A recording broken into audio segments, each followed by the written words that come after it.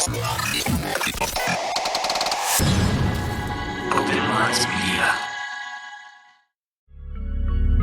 reality we live in can be a very strange place.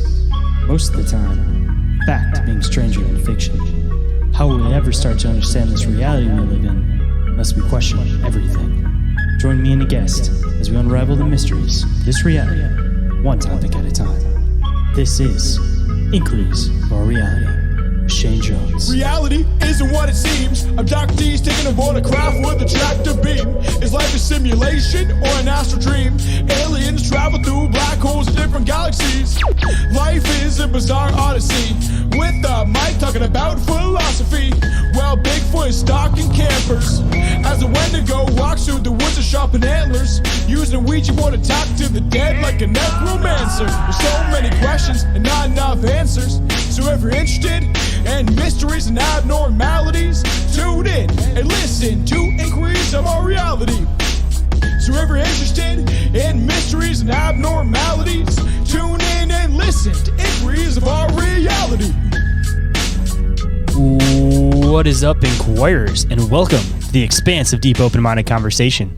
I'm the one they call Shane, and on today's episode, we're taking it to Bexar County, Texas, to dive into their ongoing Sasquatch and possibly even Dogman phenomenon, all through the awesome research done by one local investigator with his journey to try to uncover what exactly is hiding in the woods. But before we get into this episode today, not too big of an update, but just another affiliate link. Nothing super crazy, but we are now using Sticker Mule as an affiliate link. Sticker Mule is where I get a lot of my stickers, my shirts, all that kind of stuff printed through. So I want to set something up with them. But if you guys use the affiliate link, you guys will receive a $10 credit. So definitely worth using because they're always doing different promotions for, like 10 stickers for $1, stuff like that. So it'll add up. You guys can at least get yourselves a little bit of something, help me out in the process. But of course, I got to keep telling you guys about this because it's quickly approaching. I will be vending at Small Town Monster Fest 2. That'll be happening June 29th in downtown Canton, Ohio at the Doubletree by Hilton. Kids 12 and under are free, but everybody else, you guys have to make sure you get yourself a ticket. The full team will be there as far as the Open Minds Media team goes. That means me, Orin, Riley, Jenny, Gabby, all of us will be there. It's going to be a lot of fun. We're really hoping to see a lot of you guys out there. And if you guys are coming out, make sure you guys stop at the table and say hi to us. And moving into the front of house, if anyone has an encounter that they would like to report, you guys can report those to ommencounterreports at outlook.com, or you guys can go to the link tree and there is a specific submission form for that. I'd absolutely love to hear about all your guys' encounters. You guys can either type them out or you guys can record yourself and then send them to me by email. And depending on what you guys want to do with them, I can either use them for an upcoming show that I will be working on that will be a Patreon exclusive. Hopefully be coming out in the next couple of weeks. So if you guys are Patreon members, definitely make sure you guys look out for that.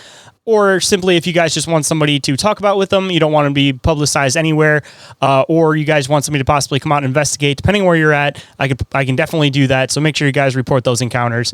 And if you guys enjoyed the show, please check out the other show that I do, Bizarre Encounters, with my awesome co-host Orin. Over there, a little bit of a different format where we deep dive into stuff, and a lot of it's our research. Of course, we have some guests on in the mix, but a little bit different of a vibe as far as that show goes. And you guys can also check out our YouTube / most of the time Patreon exclusive show, Bizarre Inquiries.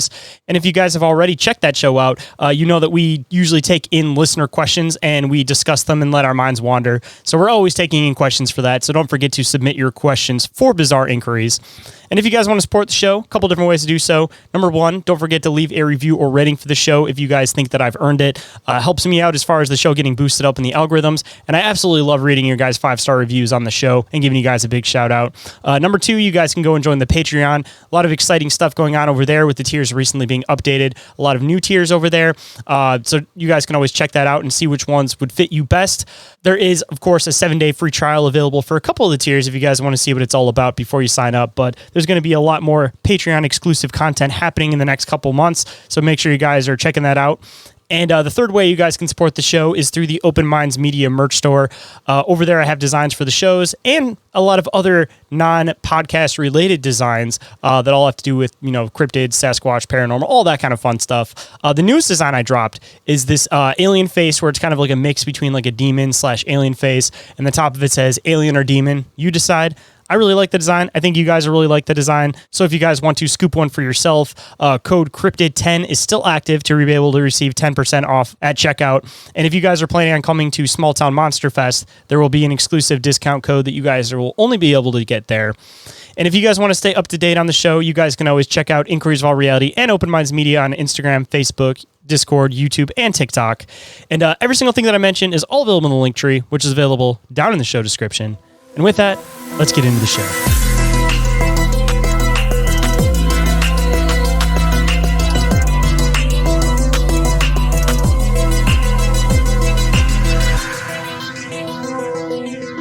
Please welcome to the show, Rod Nichols from Bexar County Bigfoot. How's it going today, man? Doing great, man. How are you? Not too bad, man. Absolute pleasure to have you on the show. You're one of the first people, actually, that hit me up about being a guest on the show, like when I first started the show, and we had just a bunch of passing around messages that just kind of got lost and everything. So I'm glad that a year and a half later, we're finally able to set this up and finally do this. Yeah, I am too. You know, I'm always, anybody that wants to talk Bigfoot or cryptids, you know, I always want to talk like to anybody, and you know, getting to know, you know, the podcast hosts and things like that. You know, they've got a story too, and you know, I end up making some really good friends. So, you know, I'm happy to be here, man. Hey, at least a little bit different with me than with a lot of podcasters. I actually do try to get out in the field and stuff too. So not only do I dive into all of these weird topics, but I actually investigate it myself too. So I always like when I have researchers and stuff on that usually isn't like a normal interview. It kind of turns into this like back and forth of expressing ideas and theories and everything. And it always ends up being a lot of fun. And it's just a little bit different, you know, because I try to make the podcast different than, you know, the average. Like somebody will go on a couple different shows and kind of do the same thing on a couple shows. I try to let people develop organically, and we can kind of just get into what we get into. And I, again, don't just typically straight interview people, ask them questions. I like to bounce back and forth, throw ideas, all that kind of fun stuff. Yeah.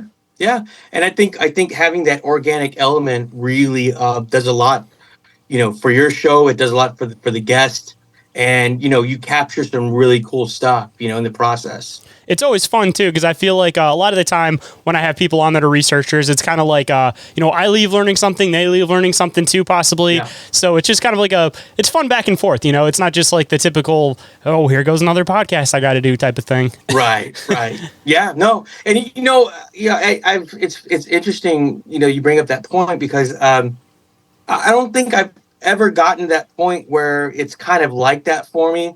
I've been doing it for over 6 years now, and I'm just ecstatic to make new friends. Number one, number two, to talk cryptids and just, you know, be out there and have a good time and have that organic conversation. It means a lot to me. It really does. So that's how you really get to know people, instead of just again blasting them with questions.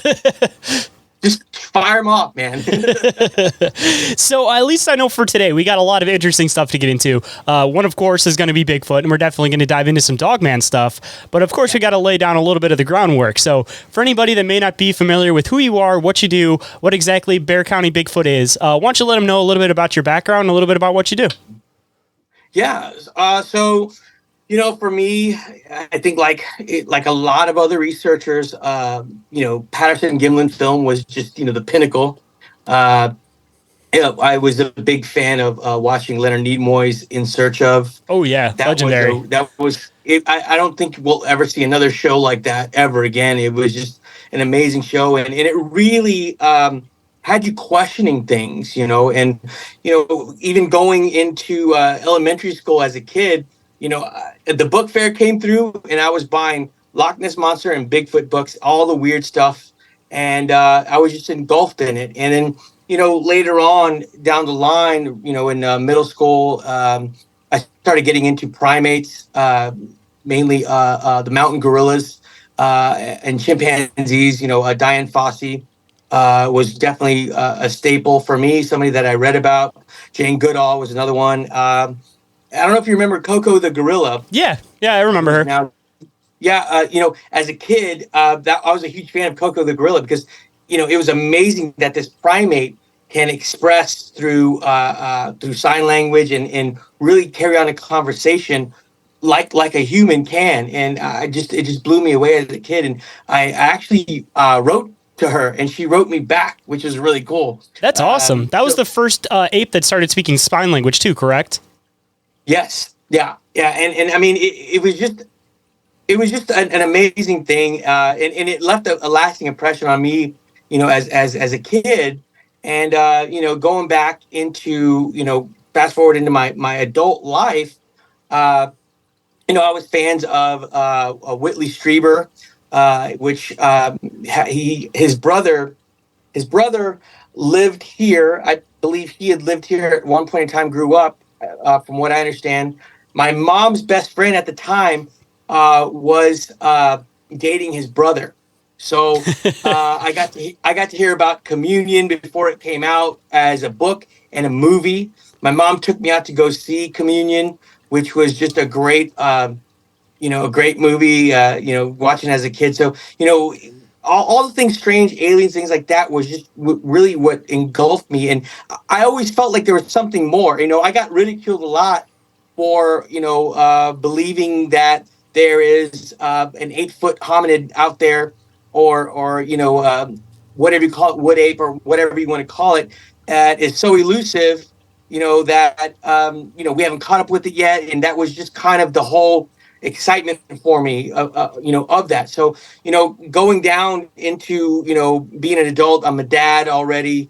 I found myself and on disability from my job at the time, and I was going to be on disability for like 3 months. And anyway, I ended up binge watching a YouTube channel, and it was a guy from Utah. His name is Nathan Rio.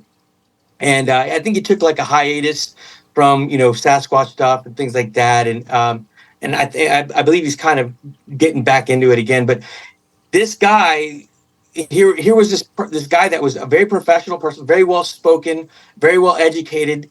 And he was showing his trace evidence in the form of wood structures, and in Utah, and footprints. And then he had his own experiences as well with some of these creatures, encounters and things like that he spoke of. But I binge watched his whole channel in one night. And, at the end, there was one video where he mapped out and showed you how he finds this quote trace evidence, right? And I think the context or the conversation on the video was, hey, look, if you think that this is a hoax and I'm putting you on, like, I'm going to show you how to find these wood structures, right? And one of the criteria was, like, you have to have a habitat that supports big game, number one. There has to be a water source close by, at least within 3 or 4 miles close by. And there has to be some type of coverage, passage, things of that nature. So lo and behold, I live right on a major creek greenway that goes in and out of San Antonio, and it goes past San Antonio for miles and miles into other towns. And it at one point, it's got a spring, and it runs close by a lake.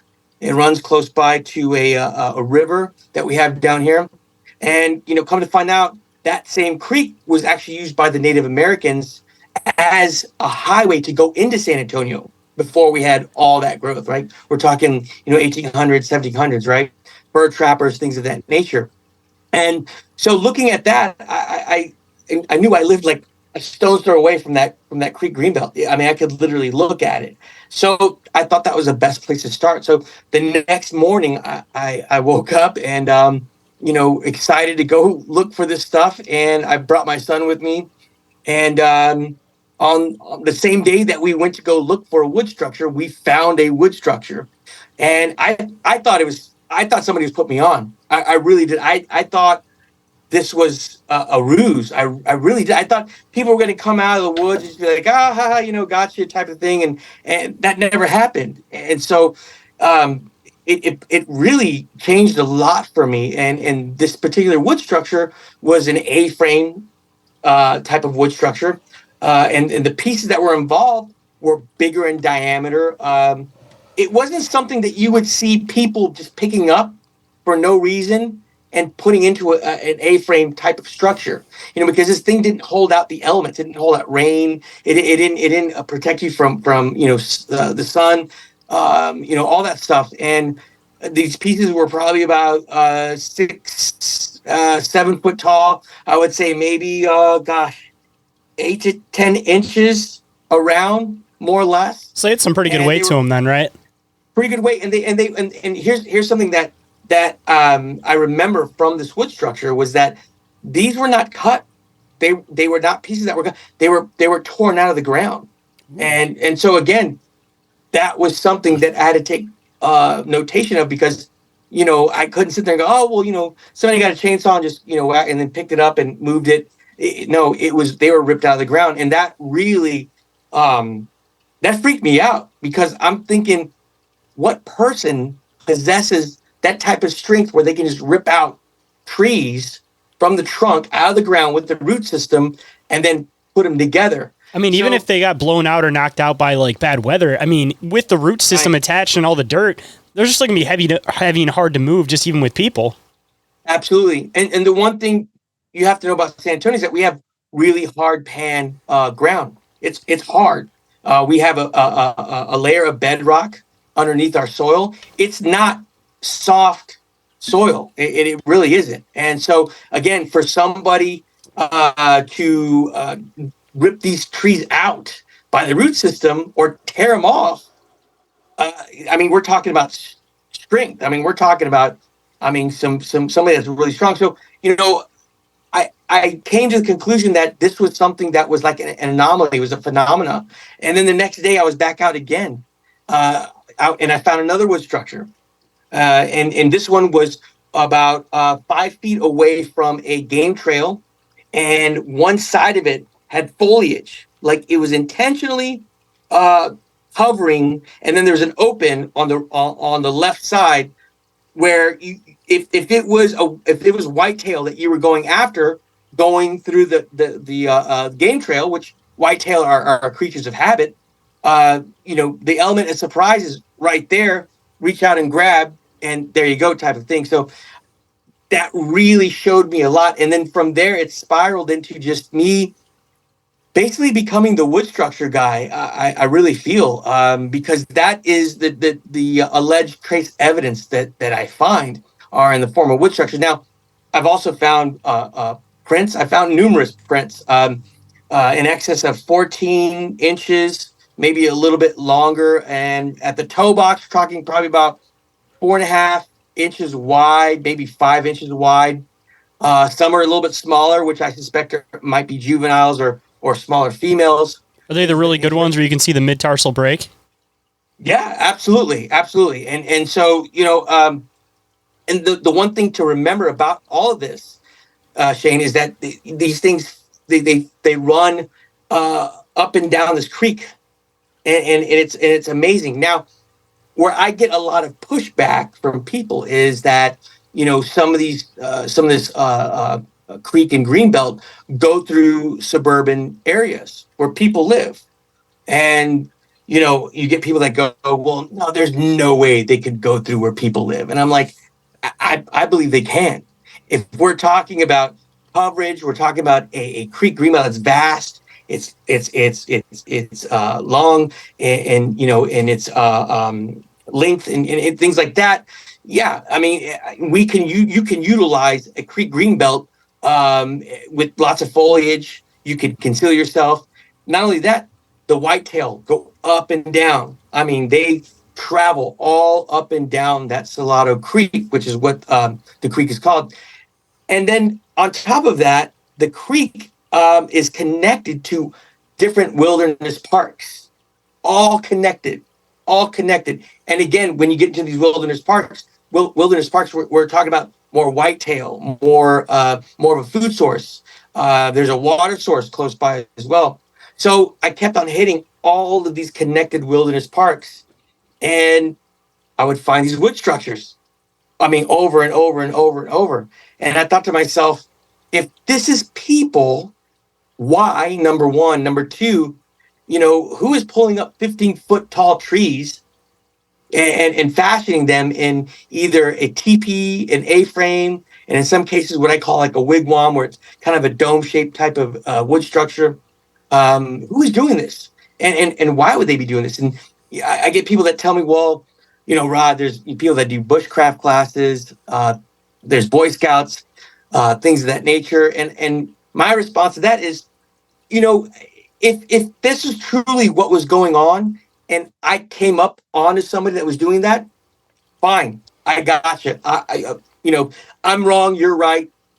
I mean, I'll admit it. It's nothing that I'm not above doing, but I have yet to run into anybody building these things morning, noon, or night. It hasn't happened in 6 years. So there's something going on. And I could take the wood structures that I discover and put them up against somebody in Oregon, Colorado, all over the US, and they damn near look the same. Hold that thought. We'll be right back. And we are back, so let's hop right in. Have you found the wrapped ones before yet? The ones where it's like the big, thick tree branches that they kind of like wrap them through, which doesn't seem like something a person could do. And even just to throw another theory too, I mean, I've heard of stories about like Sasquatch, of course, stealing like crops and stuff like that from people. Even if they did have structures somewhat near suburban areas, I mean, I swear that I've heard a few stories about people finding Sasquatch like rummaging through their garbage, like taking food that they have outside and stuff. So they could even be building these structures so that they can kind of watch the suburban areas and take things as they need them, or as people leave things out on the other side too. That's exactly what I'm in line with. And yeah, you're right. These things are not above dumpster diving. I mean, there's encounters and sightings, just to your point, where people have seen these things dumpster diving, trying to get an easy free meal. And yeah, that makes sense. So, the idea of them not going into where people live, I don't believe that for a second. I really don't. We're talking about an apex predator that possesses strength beyond strength, that is agile, that is a hunting machine. We are not the apex predator. We're not. These things are. They're cunning. They know how to camouflage. So and other people would I've talked to other people in podcasts that are into the supernatural side of things with Sasquatch, and I'm open to that too. Like, I'm not going to tell you it's just a big, tall, hairy 8'8" running around. I don't believe that. I think there's something else to these things. And now, do all of them possess these supernatural abilities or things of that nature, paranormal, whatever? I don't believe all of them do. I think some do, and I'm basing this off of real encounters that I've heard people talk about. Hey, man, I saw this thing running in the woods, and there was an orb in front of its chest while it was running. Or, hey, man, I saw this thing and I was hunting and it just disappeared in front of my face. Like, where'd it go? So, you've got those stories that people describe the creature, and it's a classic Sasquatch, 3-4 inches long hair, maybe dark reddish, brown or black, and, 8 foot tall type of thing. The behavior is consistent, tree peeking, things of that nature. And then all of a sudden this thing just disappears in front of these, people. So, I think there's some type of element to these things that we don't know about. But for me, it's always been about the wood structures, which is very interesting. And that's kind of what I've been gathering. All of the information and data that I gather are in the form of wood structures. And my hope is that I can connect the dots somewhat and find maybe a consistent passage where maybe I can go out on a night investigation and hopefully capture something on video, so I don't know, but that's kind of me mapping out my areas. But that's how I got started. Like, I've just been in the wood structure thing for so long, but San Antonio itself has a history of sightings. I mean, we've got 1972, we've got by the Kelly Air Force Base, we've got the Olivari family that, saw this thing running behind their backyard in a wooded area. They saw a hairy biped, probably about 6 to 7 feet tall, behind their backyard. There's a neighbor of theirs down the street on the same street that looked on her back stoop and saw something that she believed was a juvenile sitting on her back steps on the back porch, just chilling out. And she shooed it away. It ran off. It took off. They found prints of these creatures as well. And then we get into the more modern times in the 2000s. We're talking about a homeless couple that got done with whatever they were doing, going back to their camp, and they saw this thing feasting on a white-tailed deer. It screamed at them and ran off. So we've got, and there's others too.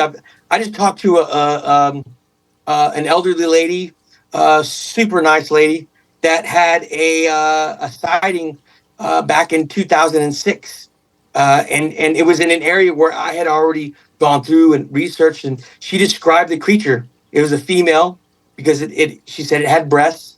It was probably about 8 feet tall, and she was blown away. She saw it up close.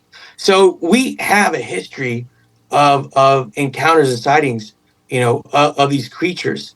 And part of what I like to believe that I'm contributing is mapping out these wood structures in the hopes that I find a consistent type of passage, or I could be wrong. It could be something else. So I don't know.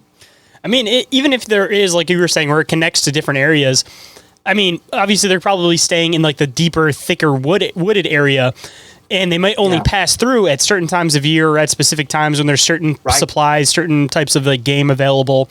So, I mean, it might be one of those things that you have to also catch it at a particular time of year, or maybe there's only like a 2-month period where they pass through here.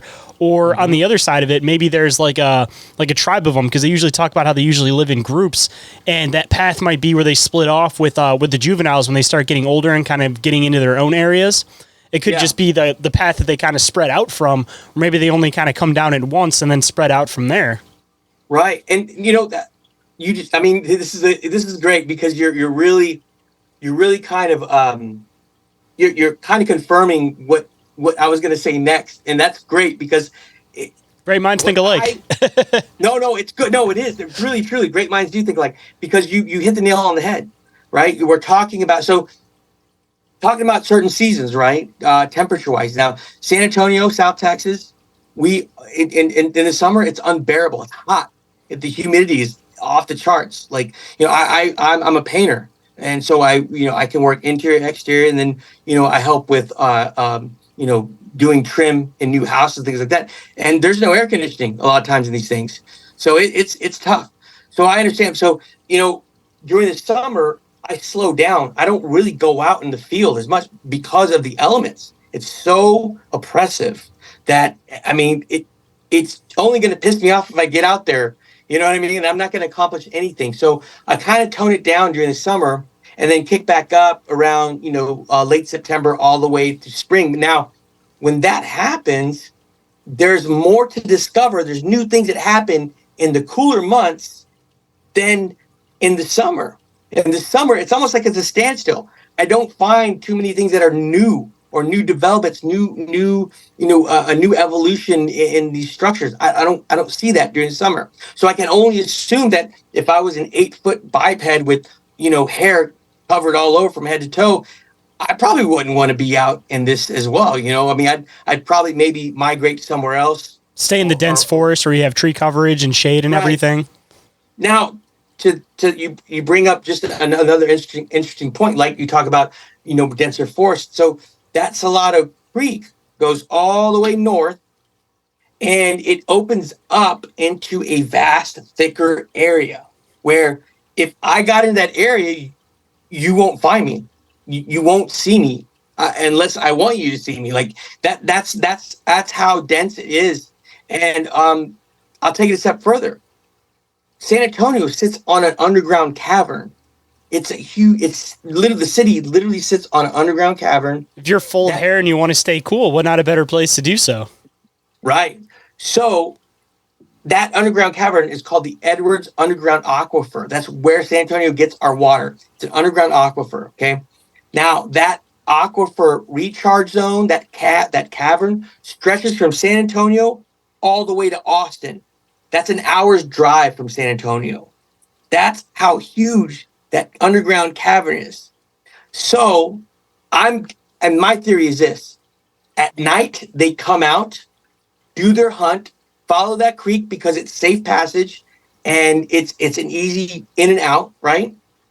They do their hunt, get their kill, go back, and they're going into a maybe an open area or not open a cavern where you can't I haven't discovered anything like that, but I'm saying like maybe there's something I did not see or haven't discovered yet, like an opening, an underground cavern where that's where they're residing. I mean, think about their strength too, how easy they could literally just cover up a passage so that nobody would know about it.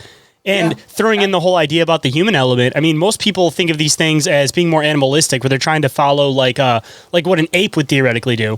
And I know that people, of course, are apes, but we're a more intelligent version of an ape. So why not start thinking about the way Sasquatch would interact more like what a primitive man might interact with? Meaning that, they're going to look for caves, they're going to look for coverage, they're going to have the ability to use some basic tool concepts in order to, again, possibly move a rock in front of a certain cavern if they know that, they're about to go in for the night, things like that. I like your theory with the caverns, though, because, again, it kind of fits more along the lines of, like, what a prehistoric human would do rather than just thinking about it like an ape, because I think that there's more of an intelligence factor to them. Like, they might be more intelligent than us. I don't know. They might be a little bit less intelligent than us, but I do still, regardless, think they're more intelligent than the most apes that we're aware of now. I think that there's like still like a middle level, even if they're in between apes and us, like they're higher than the average ape. So we got to think about it more as like a primitive man.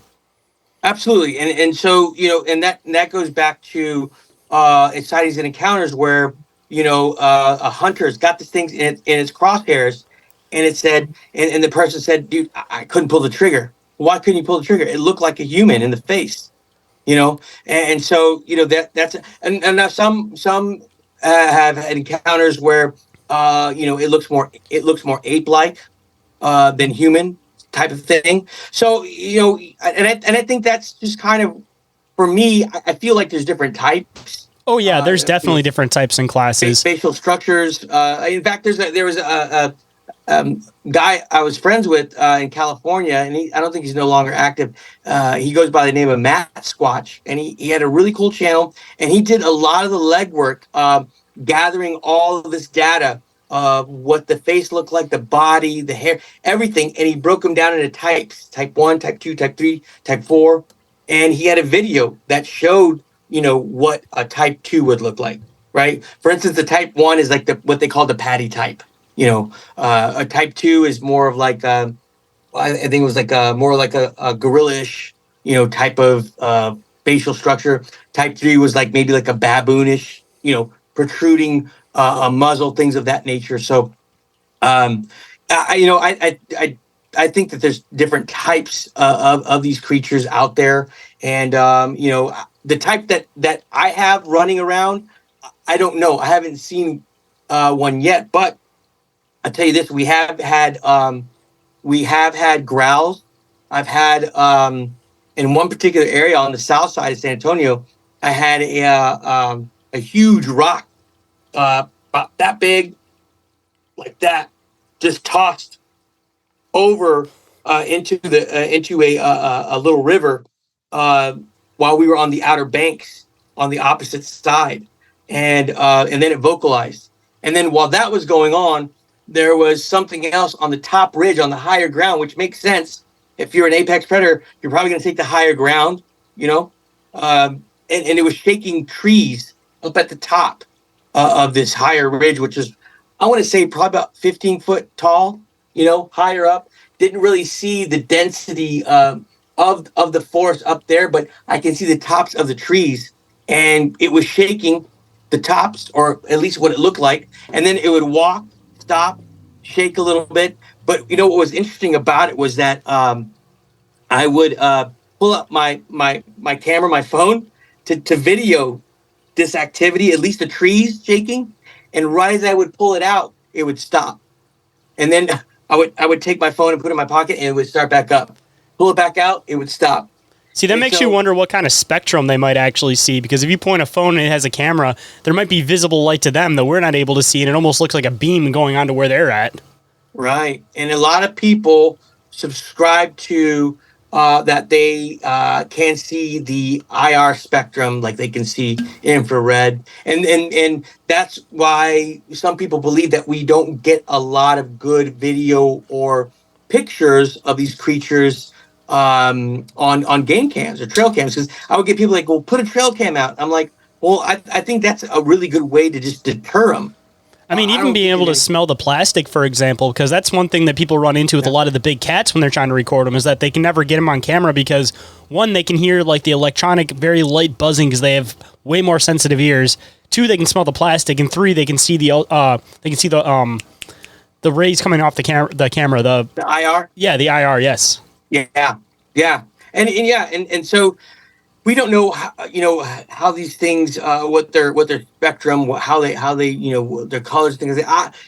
Somebody had said, well, if they're hunting at night mainly, which I believe they are, and I believe that's what's going on in this creek. I would venture to say, man, probably about 1 o'clock to about 4 o'clock in the morning, I think there's some things going on.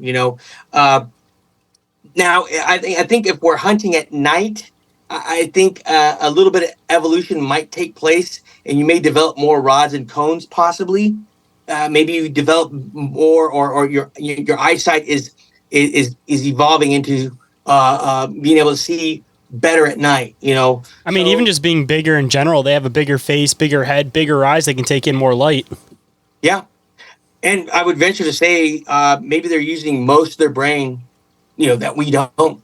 So again, that could add to that supernatural aspect, or whatever people want to call it. They call it woo, or it's kind of a weird term, but I think a lot of those abilities, honestly, are some of those things that we only see in one place in nature, and there's a lot of it with other animals that they seem like they're paranormal abilities until we have an understanding of them, because they're only seen in one place in nature with one particular animal. Yep. Yeah, absolutely.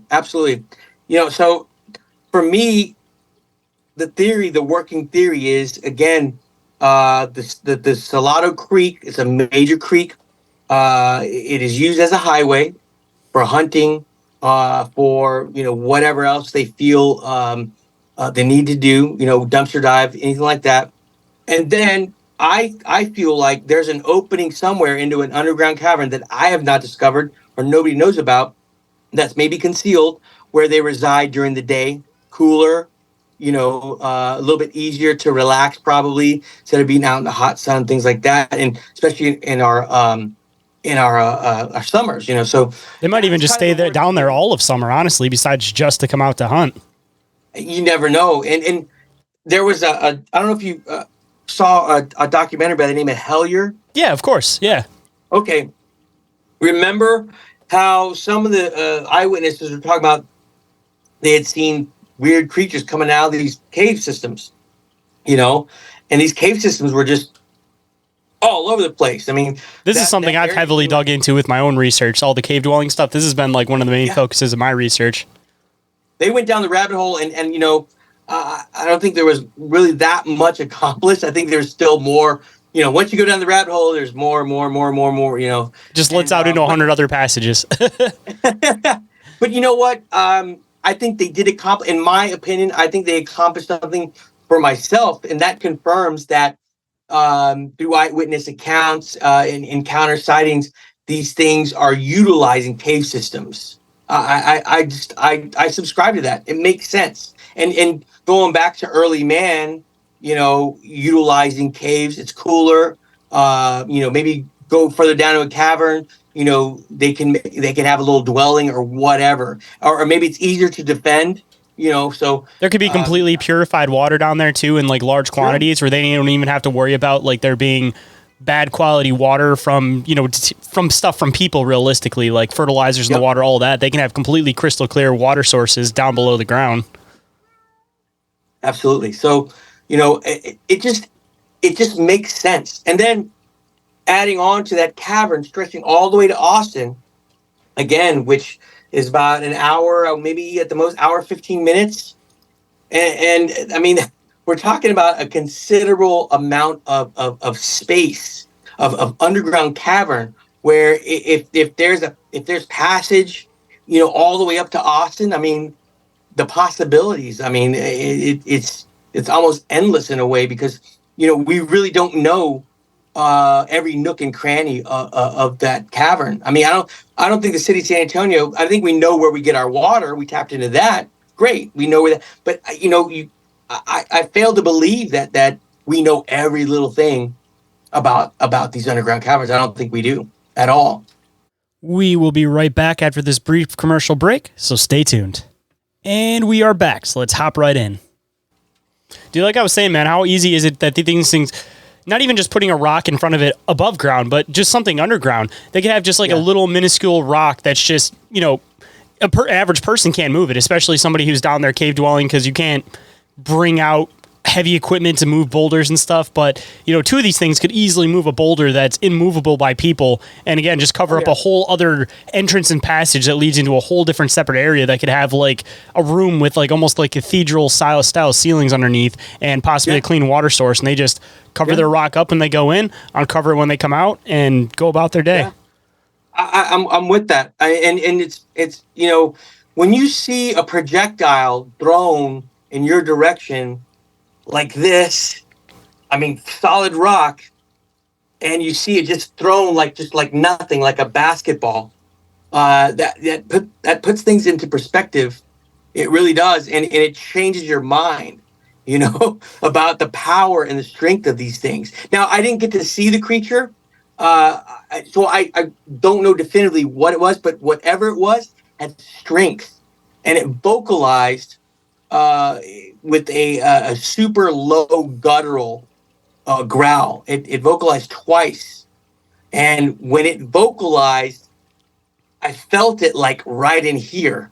It was really strange, almost like being at a concert, and you're right by the mains, the front of house mains, and that bass is just, you feel it, know. But I'm talking about, golly, man, I don't know, 20 yards, 30 yards, feeling that. And that's interesting. And then, so again, I really believe that some of these creatures do possess some type of supernatural ability, for sure. I mean, even being able to just hit that wide vocal range, again, still kind of falls into the idea that, we call it paranormal right now, but it may be completely understandable once we know how big these actual creatures are. Because, I mean, just having that ability to project something, that just shows that there's a pretty good sized lung capacity. And, I mean, getting into like the whole infrasound thing, that's definitely a possibility, especially talking about it in the aspect of Sasquatch, where they kind of will almost like confuse or like concuss people. Yeah. And if you have something that, again, has that wide of a vocal range, who knows potentially what they're capable of. And I'm even just digging into like vocal ranges and things. I mean, you take like pitch and frequency, and you end up with things like the Havana Project, which was like the projected sound that was like making these politicians and stuff sick. I mean, we know that you can do things. There's projected energy weapons. Like, all of them are about changing like pitch and frequency, and they have to be inspired from somewhere. Maybe it could be inspired by this thing, legends of this thing, and knowing that it is able to project that onto people using the vocal range that it does have, like altering pitch and frequency to make people feel particular ways. Yeah. And it's when you have a vocalization like that, and mind you, again, I did not see the creature, but everything inside of me was like, I've heard so many encounters where these things vocalize, and they see the creature, and they describe it. Some of us describe it as low gutter, but one thing that stood out was that I felt it. And 9 times out of 10, when these people experience these vocalizations, they feel it. And I felt like instant fear, like it's kind of stops you, like, whoa, Now, I wasn't going to say I was necessarily paralyzed, but paralyzed and fear is still definitely a thing, though. Yeah, I mean, it was to me, it was scary. It really was. And then you've got this other thing, whatever it is, flanking us on this side, on the top ridge, and then across the river, there's this thing throwing, through like a huge rock at us into the water, and then vocalize. It was just unnerving. And so, that area became kind of like a new research spot. And because that particular area is very healthy in vegetation, wildlife. It's great. You've got freshwater spring. You can see that water flowing. It's clear. There's freshwater clams in that little creek, river. What do you want to call it? Some crayfish. So there's some things in there that can sustain a creature. But again, going back to that vocalization, it was really interesting. And I mean, I haven't encountered anything like that again yet. I mean, I feel like I'm getting closer to something else. I don't know what it is, but as long as digging deeper and deeper and deeper, I feel like I'm not necessarily saying I'm putting all the pieces together where I know exactly where they go and where they reside, all that stuff. But it seems to me as, I'm starting to get into some of these areas and I'm educating myself a little bit more, through encounters, through sightings.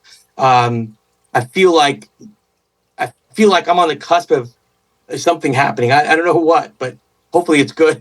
Yeah, hopefully it's good. Cross your fingers. And I noticed that you were wearing a Freeman Bigfoot Files shirt. So just an idea to throw out there too. I had Michael on the show one point, and he kind of gave some of the backstory of like the Freeman footage. And he mentioned that particular day, he had to like go and drop his daughter off or do something for his daughter or fix her car.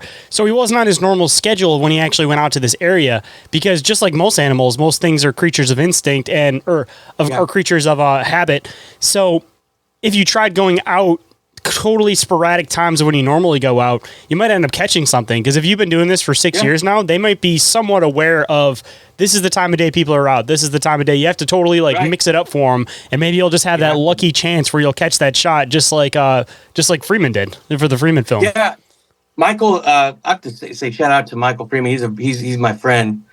He sent me this shirt, and he sent me some castings, and he's just been nothing but a good guy to me. So I actually got one of his little busts. Oh, you got one of the busts? Yep, I got one too, but mine was not painted. No, I mean, it was cool, man. We keep in contact. We text. We talk quite often. He's a good guy. I really enjoyed talking to him. He's got a lot of things to say, and he's got a little bit more, I think.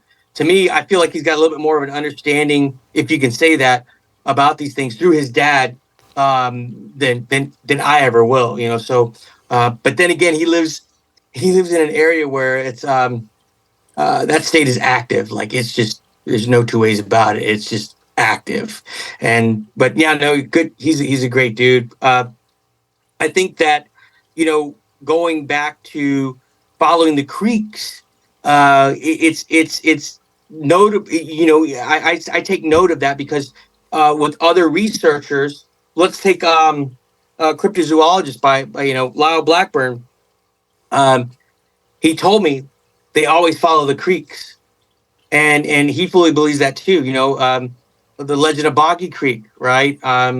There's no coincidence that some of these people have, I would say a lot of them have encounters and sightings off of creeks, greenways. But to me, it has to make sense. And what I mean by make sense, it has to have passage in and out of that area. I got to be able to safely get out and safely and get in, right?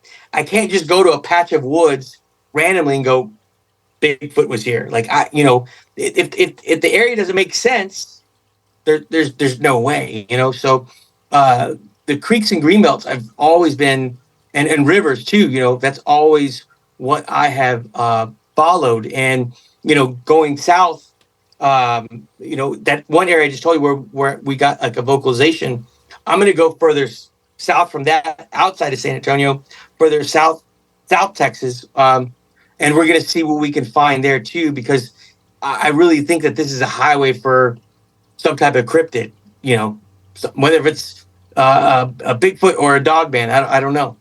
See, I don't know what kind of fish you have in your area, but it seems like they usually tend to follow fish too, meaning that like there's certain breeding seasons with certain particular fish. So if there's like a heavy breeding season for whatever kind of fish you have in your area, you might have even better luck because that's when, you know, like for example, like salmon are going upstream, for example, and it's just easier for catches for them because they're jumping out of the water to try to go upstream anyways. So they just can stand there and just grab them off because it seems like a lot of the time in Michigan, for example, a lot of the sightings are around when the fish are more active in certain areas. And they're in the middle of breeding season. Makes sense. And again, we're talking about a creature with intelligence, human-like intelligence, right? I think they have a language. You know, we've heard the Ron Moorhead, you know, Sierra sounds, right? I've heard other alleged, you know, vocalizations and, you know, samurai chatter, things like that. So there's clearly some intelligence, and you know, which means that they can plan and plot and be strategic with their hunting. You know, to get whatever they need to get. You're talking about fish that are native, or at least in our area: smallmouth, largemouth bass, catfish, perch. Golly, there's a couple others I'm missing. You're talking about the nighttime thing, at least for catfish. I mean, they could be sitting there waiting for them to just be moving around the water at night. And if there ain't much else moving around the water too much besides the catfish at the bottom, think about how much they could just be picking catfish off at night. And those are pretty good eating. Those are big fish.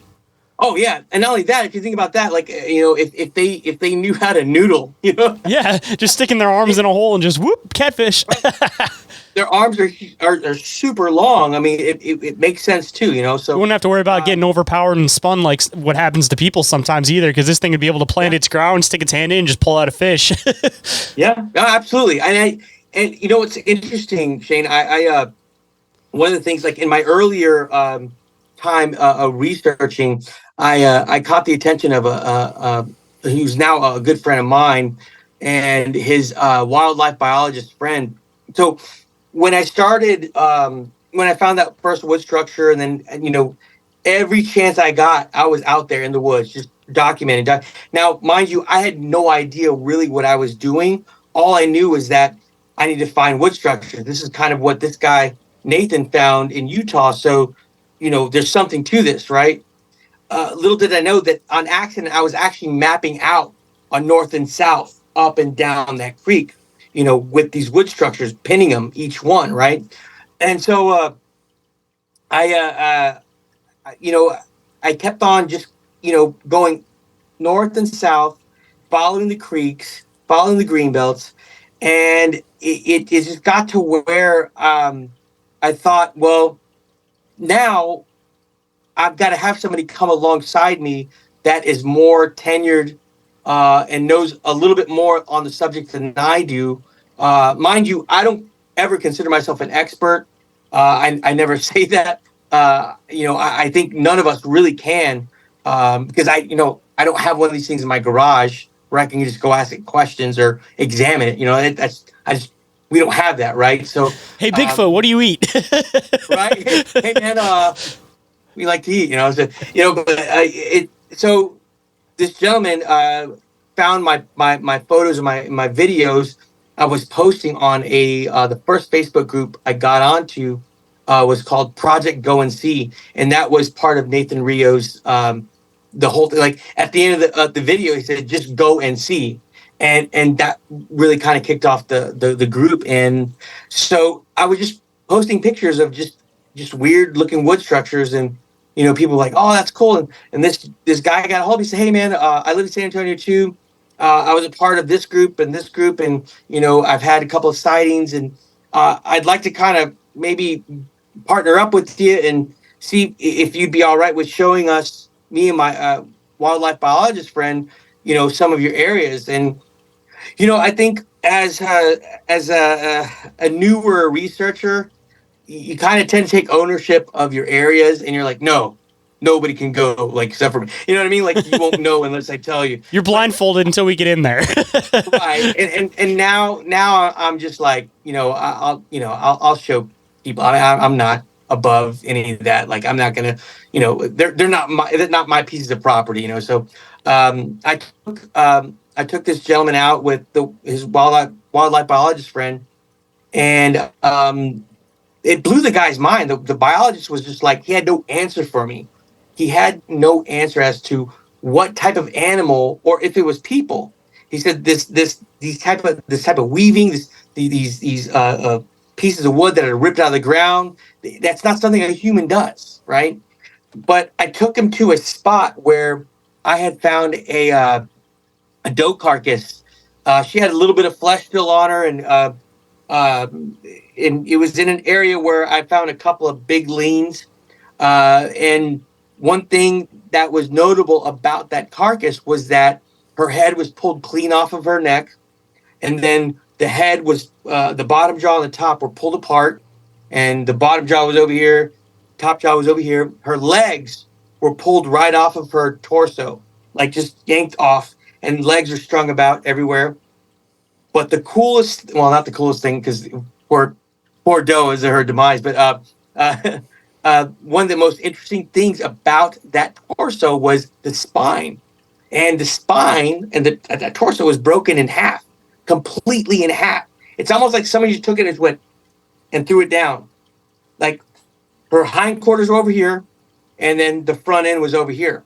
And I was like, who does that? Like, now I do realize that, we've got other critters that come and clean up and pick the flesh off the bone. Gotcha. And I thought, well, maybe these things gnawed on the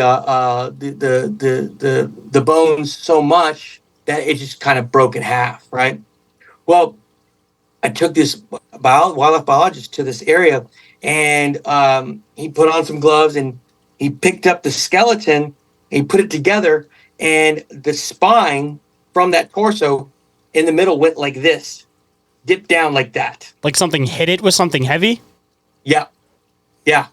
And he sat there and he said, whoa, he's like, something with great force broke this back. This was not natural. Broke its back.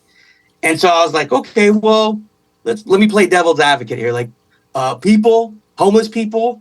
He's like, this would have to be one badass homeless person to chase down a doe, A, B, pull its legs off, tear its head off the neck, and break its back. Like, that doesn't happen. Something with strength and agility, broke this doe's back and tore it in half. And when I saw that, and he kind of just gave me some confirmation, I thought, I've got something. I've got something. It's no coincidence that's running up and down this creek, and I took him to another wood structure that I called, I don't know if you saw some of my videos. I call this wood structure the Beast. And it's like the biggest wood structure I've ever seen. It's got multiple entrances or exits or whatever you want to call them. But it's a huge wood structure. You could stand in it. At one point in time, before it started caving in, you could stand up. I'm about 5'10". I think somebody that's at least almost 6 foot could stand up in there, pretty easily. And it's woven. I mean, there's big pieces. It's crazy. And I'll have to send it to you, when we get done. But maybe I can include it in the cover art too if you got a really good picture of it. Yeah, I will, and I think you'll trip out on it, because I took this biologist out there, and he went inside and stood there, and he was standing in the middle of this thing. Now the floor is completely, it's almost like something cleaned it out, and there was other little sections that were sectioned off by pieces of wood, like almost like it was like compartments, and then inside those compartments where these pieces of wood kind of bordered around, there was like leaves and rocks just placed, and like almost like it was organizing something, like collecting rocks and stuff and like organizing it in its own little compartments. Yeah, it was really weird. And so he stood in the middle of this thing, and I'm looking at him, I'm looking at his eyes, and he's confused. He's confused. He's stumped. And at one point in time, I kind of like hung out and watched him, and he was talking to himself. I heard him talk to himself, and he was like, did people do this? Like, he was just trying to rationalize this, and he couldn't. And again, that was confirmation for me, telling me like you're on to something. I don't know what you're on to. Something is building these things, and in grand stature, and in some of these wood structures. So that's kind of cool to have that, because it's one thing for me to take a friend out there or that's ignorant to the subject, right? That doesn't know, and the first thing they say is like, oh, it's kids, it's Boy Scouts, that or it's homeless people. I get that all the time. Those things fall apart easily because I'll show you 15-foot pieces 10 inches around. I go, what homeless person pulled a tree out from the root system and then shoved it into the ground? Who does that? And well, I don't know. So this guy really was thinking, like he was really trying to rationalize what this was, and he couldn't. And that's when I was like, I think I'm onto something. So that's kind of where I've left it. Now the other creek that I researched as well, or started to map out, is another creek called Leon Creek, and it's more west, northwest San Antonio, and it too is a vast, long creek, and it runs down into the inner city of San Antonio as well. And there's lots of stuff all in there. So if we're looking at Salado Creek with all of the wood structures that I've discovered, and then we look at Leon Creek, all the wood structures, is it just people that are just running around building these things randomly for no reason, or do we have a cryptid problem? And I tend to believe that we have a cryptid thing going on. It's not a coincidence. It really isn't. These things were made with intelligence. They really were, So, and that's kind of what I've been researching, and that, so I've kind of become the wood structure guy, so to speak, I guess. Hold that thought. We'll be right back. And we are back, so let's hop right in. I mean, that's not a bad title to have, because I feel like not enough people actually dig into like the wood structures themselves. They don't. But there's some of the most fascinating evidence, especially like you've mentioned a couple of them, when you have the ones that are weaved together. There's just certain branches that it's not possible for a human to be able to weave those together in that way, shape, or form, or just teenagers messing around in the woods. Like, they're not going to understand how to intricately do that. And some of these structures, though, it's almost like you wonder, you see the things with like, I think it's like Japanese, like bamboo and stuff like that, where they start doing these things, they start kind of working them as they grow to be able to wrap through each other. I mean, if you're something that exists in the woods for a long time and you know that you're going to build a structure out of this thing, I mean, who's to say these things aren't intentionally bending structures for a while to start getting them to wrap and grow through each other? Yeah. Yeah. And so, interesting point. You talk about weaving, and some of the things that I've just kind of documented. We have a lot of palmetto plants. They're just all over the place. And if you've seen a palmetto, they're really long leaves, and they're slender, and they come to a point at the end. But we're talking like very long. 3 foot almost in some cases. Big long leaves.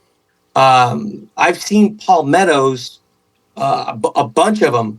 Like, it's like something grabbed a bunch of these palmettos. A ton of it, and then twisted and tore them out. Well, I don't think a human can do that. Like, we're talking about strength. Like, we're talking about like foliage that's strong, and to be able to rip that out is impressive. But they take these things, and I say they because I don't know exactly who it is or what it is, right? They take the palmetto leaves and they'll weave them around branches, maybe to hold up a part, or they'll tie them in some type of crude looking knot, and they're kind of all over the place. And I've taken note of that. And some of this weaving is very interesting, but it's always palmettos. And it's really cool.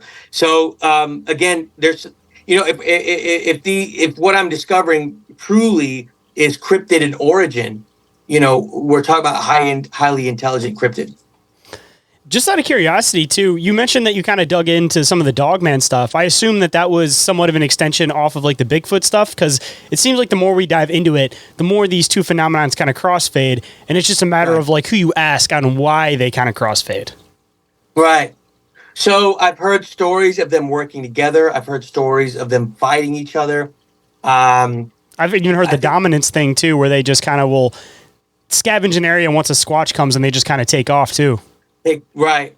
So one of the questions I had is that if Dogman is a flesh and blood, let's just say, let's throw out all the other encounters where, the supernatural stuff's happened, right? And let's say it's flesh and blood. And we're talking about a creature in excess of, what, 8 feet, 7 foot, right? Pretty big creature. And then we've got a Sasquatch equally, if not bigger, right? And they're in the same ecosystem.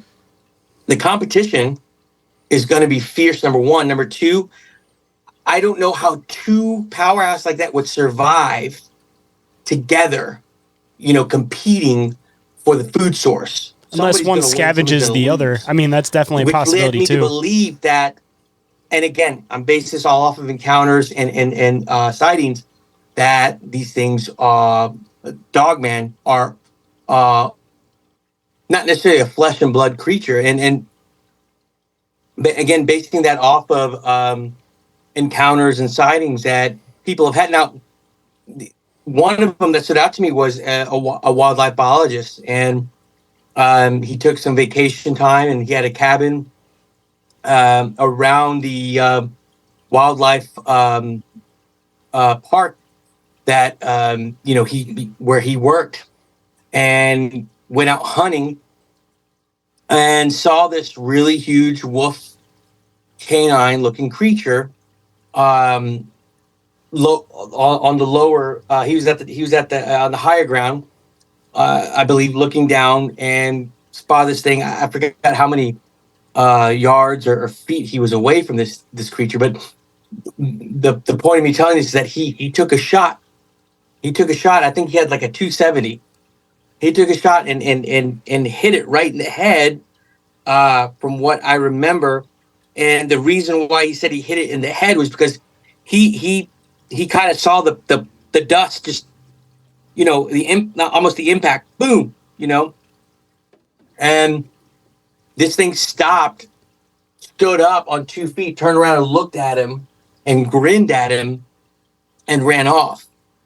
And so, we're talking about getting getting hit with a high power rifle. I mean, a 270 isn't like the highest power, but I mean, it'll drop anybody. I'm, a human, that's for sure, right? So, I mean, yeah, if we're talking about a headshot on this Dogman, that's a stated headshot, and it stands up on 2 legs, turns around, looks at the direction of the hunter, smiles at him, and runs off.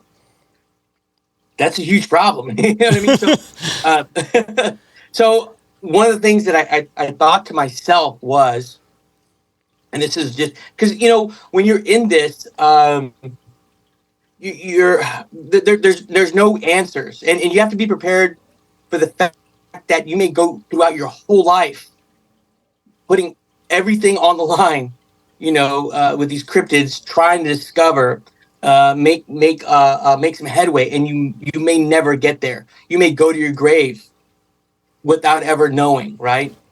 And one of the things I thought of was, and I was telling my wife this, I thought, wouldn't it be something if this whole time we weren't chasing Sasquatch, we were chasing Dogman? I don't know. And I say that because it was a very unusual canine-like print that was good size that I had found in a holler in an area that I had not gone to at all. In fact, the wilderness park that we went to had a very nice flat, grassy area. People, have their remote control RC cars and drones, and it's just a really nice flat area. And we decided to go out, my wife and our youngest daughter, and just to kind of spend family time, blanket and everything, and just chilling. And I told myself, okay, Rod, turn off the Bigfoot stuff and just it's family. Yeah, well, I found out that I can't do that. I just yeah, it's impossible to turn off once you start rolling on it. Right. Well, my youngest, she found a track wave, and she was adamant, and I dismiss it as just like human. I was like, no, I'm like, because as a father, you just kind of like, oh, that's cute. Like you think you know what you're looking for, you really don't. but she was right. It was a trackway that was linear in fashion. Number one. Number two, these prints, they weren't the biggest, but it was a very unusual gait, and it was the length between each foot was considerable amount, and so I mean it it got me up, and I was like, whoa, okay, let's follow it. So we followed it. Me, my wife, and our youngest daughter, we followed it down into a holler.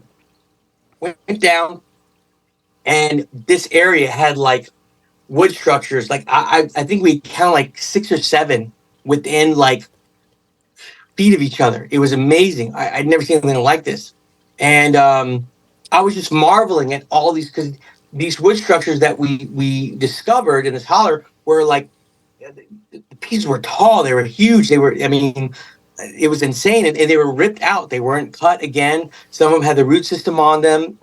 They were torn limb from limb, so you just had the trunk, like, that was it. And I was just freaking out, going, "Whoa, what did we stumble upon? This is insane! This is insane!" And it started getting dusky, and this holler had a really good canopy to it. So when it gets dusk, it gets darker in there than it would out, where we came from, right? So I remember, kind of almost making our way back up and out, and just me taking my sweet time, just kind of like, freaking out, going, "Whoa, this is insane! I got to come back." And she's like, we she was like, my youngest, she was like, we got to go, we got to go right now, right now. And I'm like, "Whoa, hold on, like, no, we're okay." And she started almost crying, telling me that she was scared. She felt like something was watching her, and it was a very uncomfortable feeling, and she didn't feel safe. And that was like, okay, we got to go. We got to protect my family. And so when we started leaving, going back up and out into the flat area where there's no canopy, no trees, I happened to look down, and there was like this. It was almost like a canine, 3-toed type of looking print, and it was about, I want to say it was like that big, like that. Very distinctive, and I didn't see any others because I didn't look. All I saw was that one, and I put my hand by it, I put my boot by it, took some snapshots, and then took some photos of it by itself, and then just we hauled ass out. And I sent it to Aaron Dees, because at that time he was almost finishing, or he had made some headway with the Texas Dogman Triangle, the first book. And I want to say that was the first STM book that was published, because I don't believe there was an STM publishing company before that. And I think this was just the first offering, was Aaron Dees' Dogman Triangle. And I sent it to him. I said, "Dude, this is crazy. Look at this." And he was like, "Are you kidding me?" He's like, "This is in line with what some of the people have seen, like these prints." And he was just going off like, "This is crazy." He's like, I got to use this. I got to use this book. Please, please, please. I'm like, "Yeah, of course. You're my friend." Like, and he put the print in the book, and wrote, like, he was super, super gracious dude. He wrote like 4 pages, like kind of like my story in the book, which is really nice. And next thing I know, I'm signing off on the documents to give permission, to use my story and my photo. And it was really cool. And then towards the end of the documentary, the Texas Dogman Triangle, they show my print. Shannon LeGros asks Aaron, "Do you know anybody else in Texas that may have captured some evidence or whatever?" And he said, "Yeah, there's a guy in San Antonio who a researcher who captured this unusual canine looking print, and they showed it."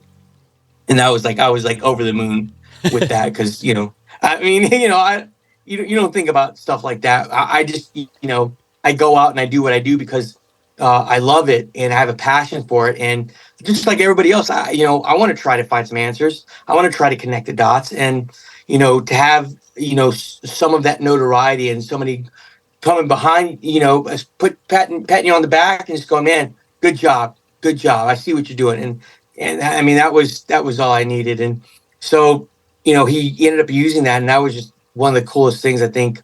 But going back to the whole Dogman thing, we've got some folklore in another smaller town northeast of San Antonio. I think it's still kind of borderline into Bexar County, and it's the little town's called Caverns, Texas, and you've got the Caverns werewolf, which and mind you, there wasn't really, I don't think, any type of documentation of this story. To me, it's folklore, but folklore, I believe, stems from some truth. Yeah, of course, it has its roots that start the folklore in the first place. Right. So, in a nutshell, I believe it's 1800s. They're in Converse, father and son. They have a piece of property, house. He tells his son, here's a rifle. Go out, shoot something. We need to eat. Like, you need to go. Like, go out.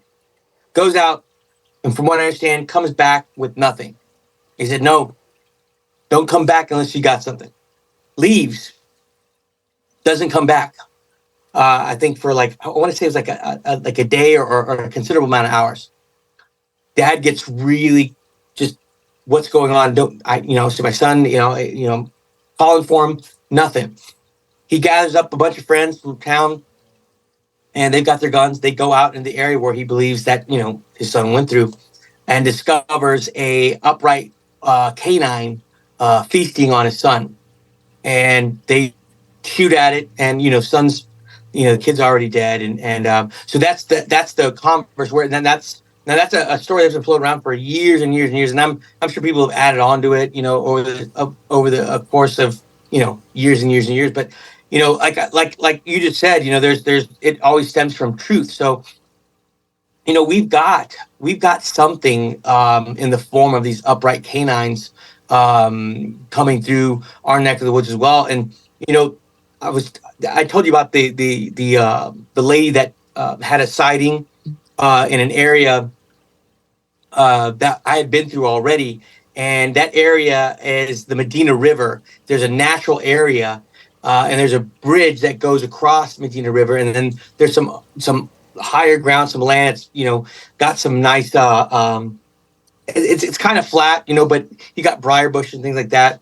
She saw the creature, the Sasquatch, and I asked her in the same time, because I'm taking notes, right? And I asked her, we're on the phone, and I said, by any chance, I'm gonna throw you a curveball here. I said, by any chance, have you seen the upright walking canine, a dog on two legs? He says, yes. And I'm like, really? Like I just threw it out there.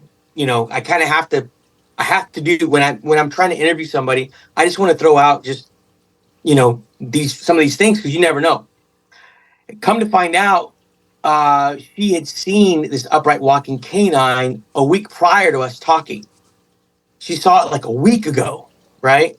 And she's like, well, if you don't believe me, Rod, I happen to have my best friend here at my house, and she was with me. She can confirm the story. Talked to her, and it was the same exact story. They were on this country road, and it's close to a small town called Elmendorf, which is further south of San Antonio. I would say 30, 40, 45 minutes, somewhere in there, south of San Antonio. And they take this country road. There's a restaurant that's adjacent to that road, but it from what you said, it's kind of out of the way. But that's the only thing that's kind of around there. And I believe what you said was like there's farm and ranch land. And they take this road quite often because I believe she said she takes her grandkids to school, and it's kind of a shortcut from what I know. And this was at night. I think she said, maybe 10, 11, going through this country road, no light. And they put on the high beams, and in the middle of the road is this canine, this huge canine, she said, feasting on some roadkill. And I was like, okay, so huge dog. It was a huge dog, right? And she's like, but wait a minute. It was eating roadkill. It looked up at us, and the eyes were glowing like she said they were like a gold, like a yellow, like a high intensity yellow.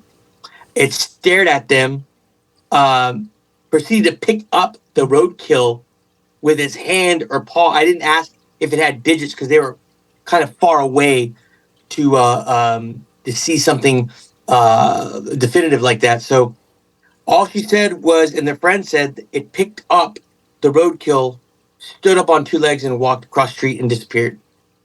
And I was like, whoa. So, to my the point that I made before was, telling my wife, wouldn't it be interesting that this whole time, maybe we weren't chasing a Sasquatch or a troop of them or a family group of them. Maybe there's a Dogman in there, and that's what we're pursuing as well. And I say that because if you watch any of the any of the shows like These Woods Are Haunted, you ever seen that? Yeah, of course. Right. Okay. There's researchers they'll put on there, and I think there was one, and I can't remember what episode and what season, so forgive me. And two researchers, and they were in an area. I believe it was new to them, or they had been there once before, and there's these teepee structures, like around this whole area, and they were just like, "Whoa, this is insane! Like, who's doing this?"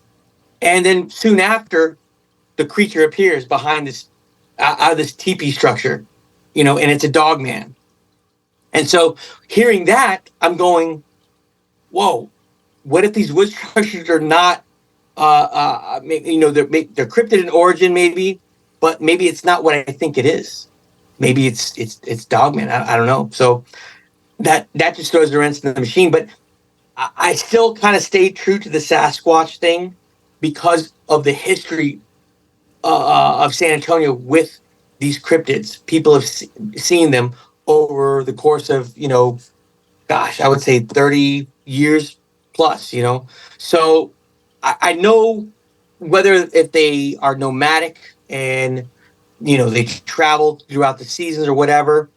But I believe there might be some type of Dogman creature in the mix as well. So I don't know. Hold that thought. We'll be right back. Hey guys, I know nobody really wants to listen to ad breaks on podcasts, so instead of actually listening to those, why don't you go and check out some of the sponsors and affiliate links for the show instead. Number one, you guys can go and check out I Know Squatch for all of your squatchy gear needs, or you guys can check out Cryptoteology for all of your wearable cryptid favorites, or you guys can check out Snarly Yow for a fantastic natural line of beard oil, beard balm, beard shampoo, and body wash, all with an enticing woodsy aroma of smoky cedar with a hint of mint. And he also puts on a lot of fantastic events around the West Virginia area. So if you guys are in that area, make sure you guys go and check it out and see what kind of events he's putting on, because he definitely brings in an awesome group of people. And you guys can go and check out Big Ape Threads for all of their Bigfoot and cryptid-related designs. And going into the affiliate links, you guys can always go and check out the newest sponsor to the show, Oregon-ite, specializing in scale model pyramid replicas, EMF protection devices, and much more. And if you guys find any pieces that you guys want to scoop for yourself, you guys can use code OMM for 10% off at checkout. And to all the paranormal investigators out there, you guys can go and check out the Chattergeist. It is the all-in-one paranormal investigating device. My absolute favorite. I use it every single time I go out. And if you guys have any technical questions about it, you guys can always go and hit up Barry over there in Dimension Devices on Instagram. He's the guy that programmed and developed it, so he'll be able to answer any of your guys' technical questions for it. And if you use the affiliate link, you guys will receive 10% off at checkout. And just a heads up, the company is based in the UK, so when you check it out on the website, it will be in pounds. But when you guys use PayPal, it will convert over. So don't think that you guys can't scoop one just because you don't live in the UK.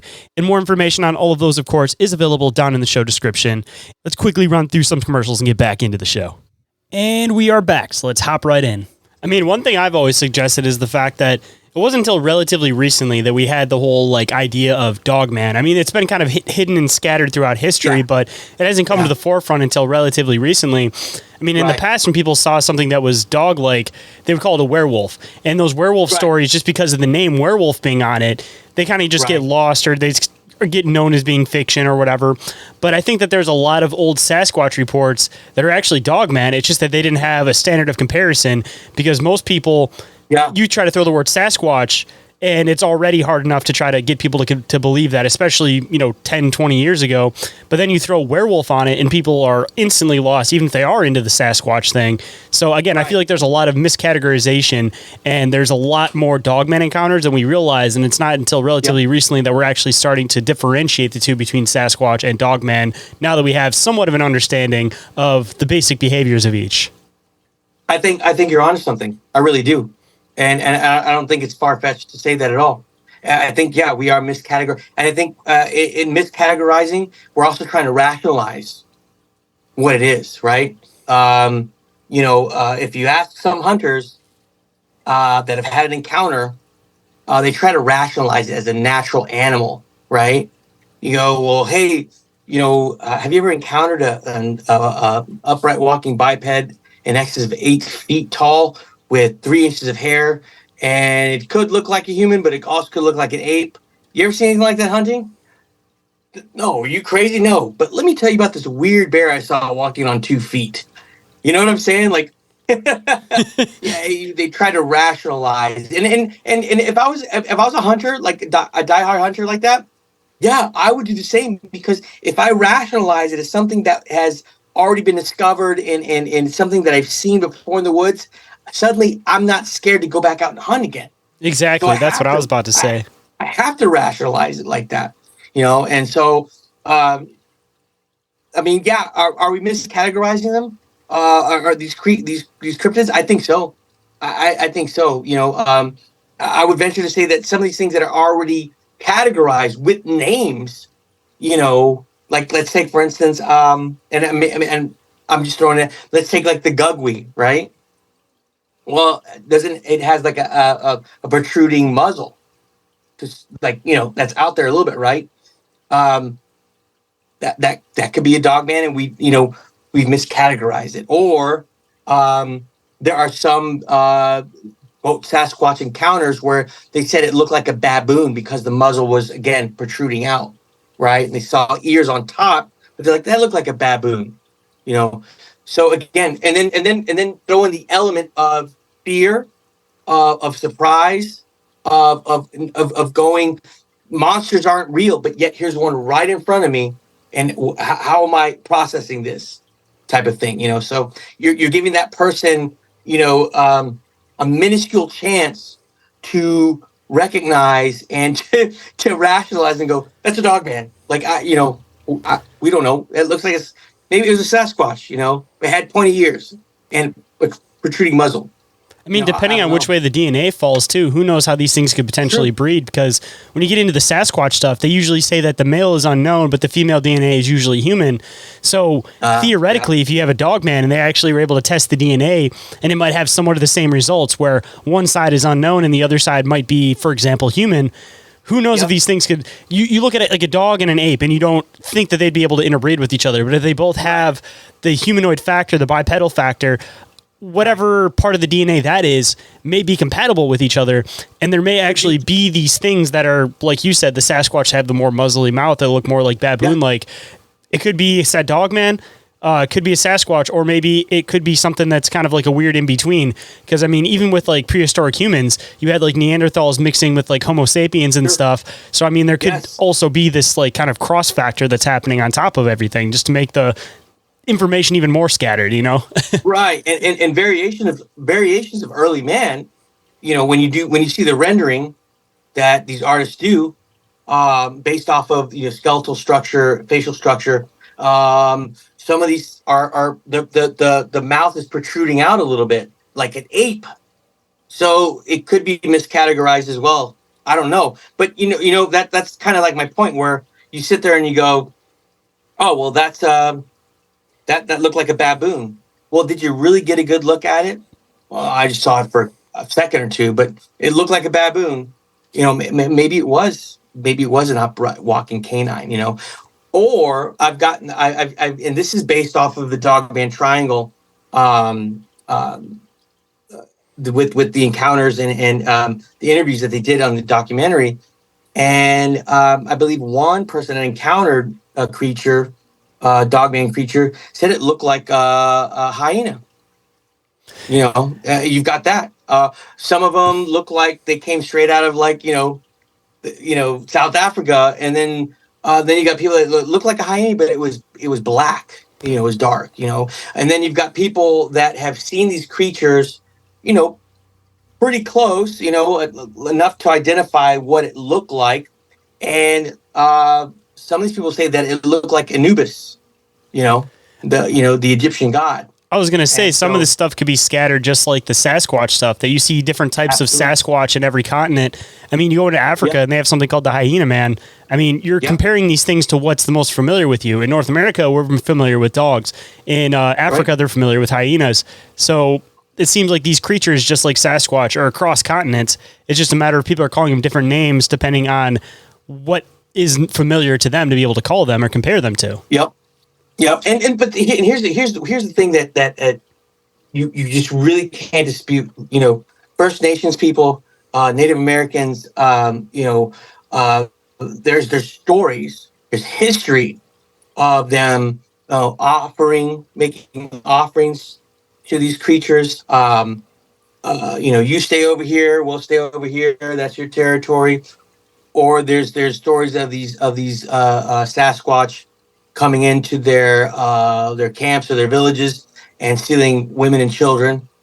And then later on down the line, somebody has an encounter with the Sasquatch and they said the face looked like a Native American. So that's that female DNA that we were talking about a little bit earlier. Yeah.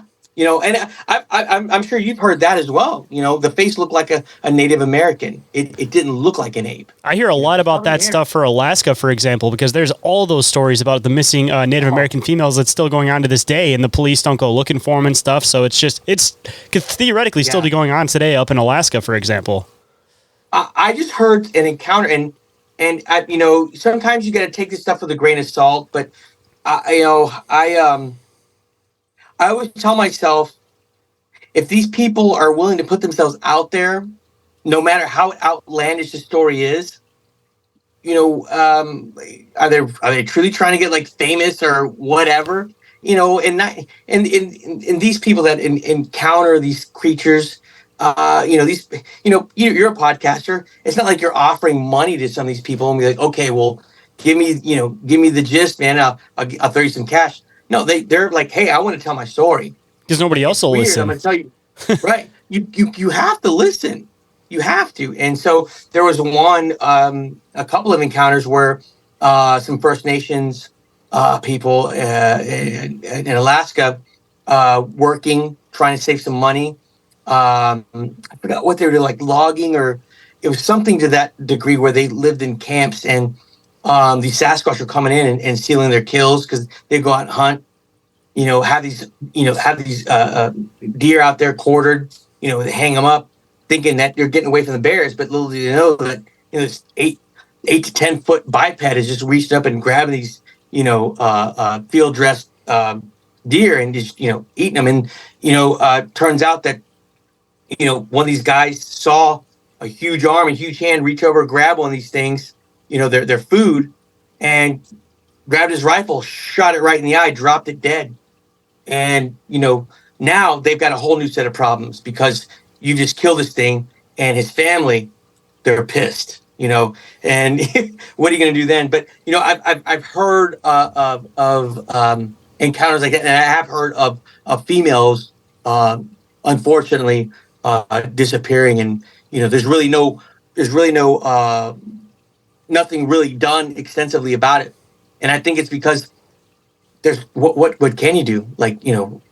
What are you going to do? If you know what you saw, and you saw this creature, take a female, and you're telling that to the police, and the police are probably First Nations people as well, and they understand that aspect, they're not going to go after these things. There's no way. Yeah, what's the worst thing? You're going to go into the camp and you're going to find them and try to get the woman back and then start a whole feud again beyond that with these things where they're now going to sit at the edge of your village and throw rocks at you and stuff all day. There's no good out of it, unfortunately. Yeah, now you've unleashed hell on this little village. These people didn't ask for this stuff, And especially up in Alaska, they seem significantly more aggressive than they do down here. You know, and I've heard that over and over. But you know what's funny, Shane? I've heard the same thing about Texas.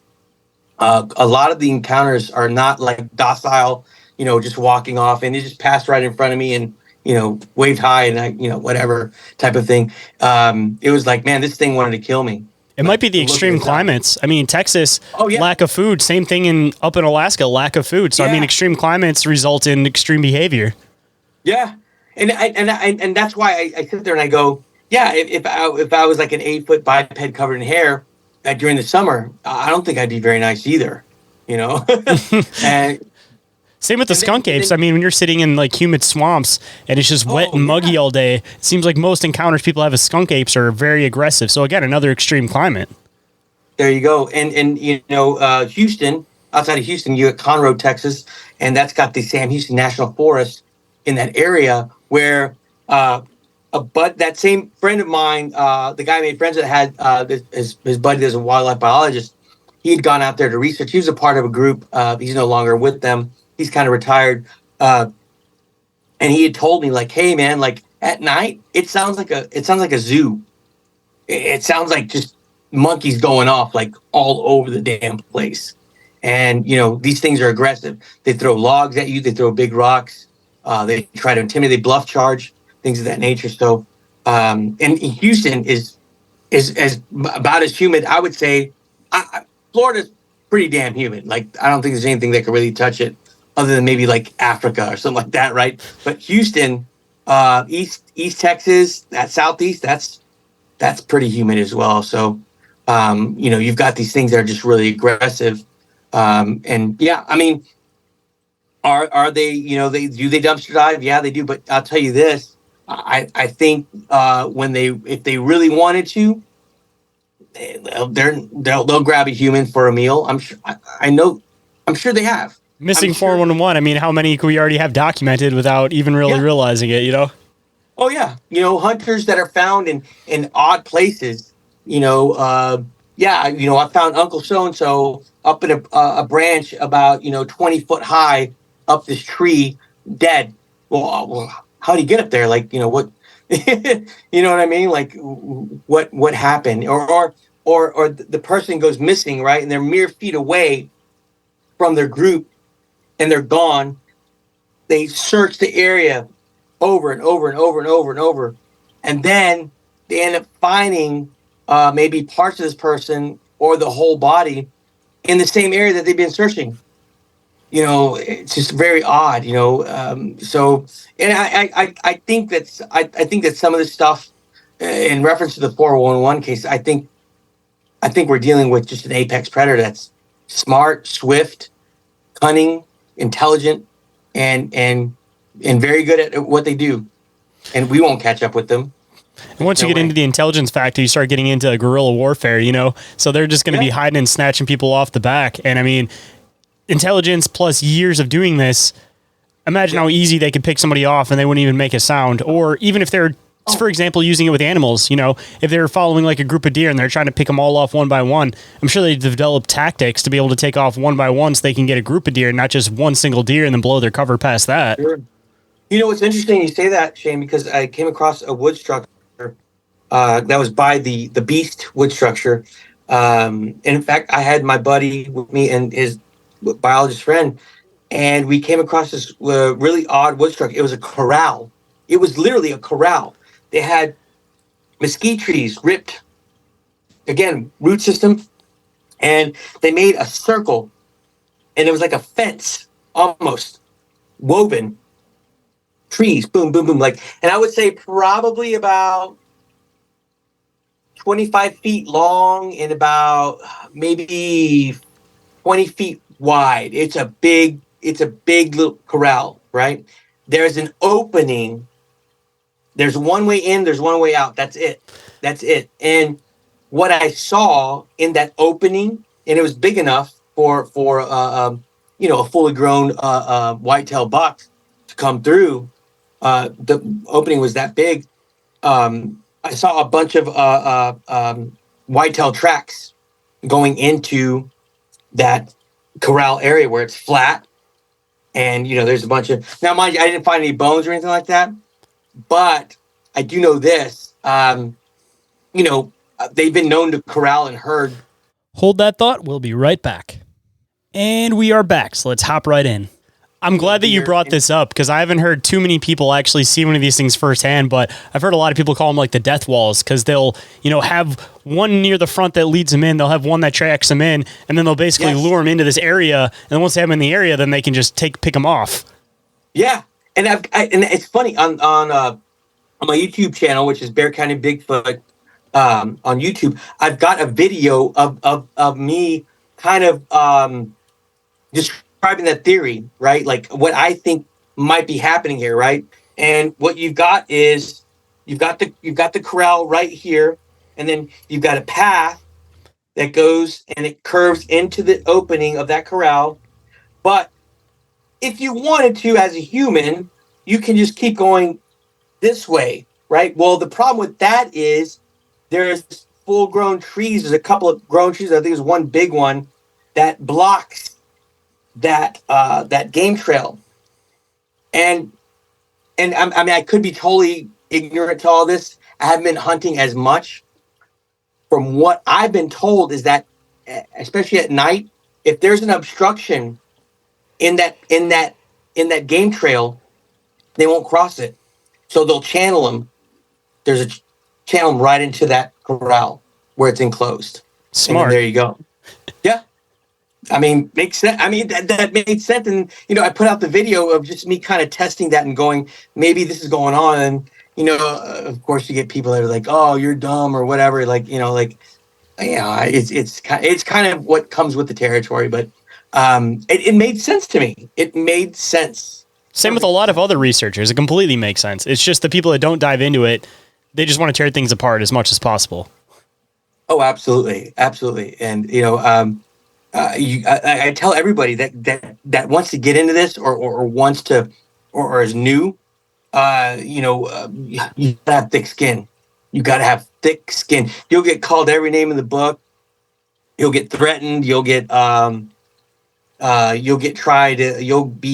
people try to tear you down.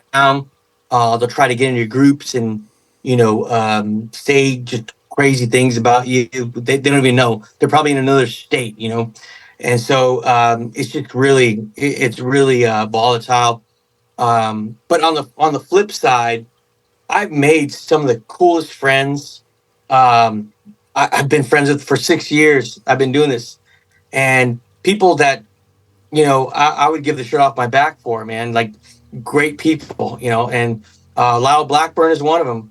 We hit it off really well, and Ken has been Ken Gerhardt is another guy that, that's like my, he's going to kill me if I said, but he's like my Michael Jordan, like that's the guy, you know what I mean? Like him and Lyle, that's, so, I'm very fortunate to have had that encouragement where, I've gone to go see Ken, speak, and I came up to him, just wanted an autograph. He's like, "You're Rod," and I'm like, "Yeah, hey, like, how you doing?" He's like, "Dude, keep doing what you're doing. I'm watching you." And I'm like, "Oh, whoa, like that's insane." Like to me, I'm just like, "Wow, man!" Like I'm just this guy looking at stick structures, he thought well enough to encourage me. And so, on the flip side, you have really good people, that really encourage and you team up and you work together. So in fact, we're doing a symposium. It's me, Ken Gerhardt, and Ryan Edwards. We're doing a symposium. We call it Symposium of the Strange, and it's going to be in San Antonio. And we put together what is a monthly symposium. So we took the idea of a conference, the model of like a conference, but it's not 2 or 3 days or 2 days, where you only have so much time to capture the attention span. This is like 2 hours. We've got the vendor tables, we've got speaking, we've got a Q&A.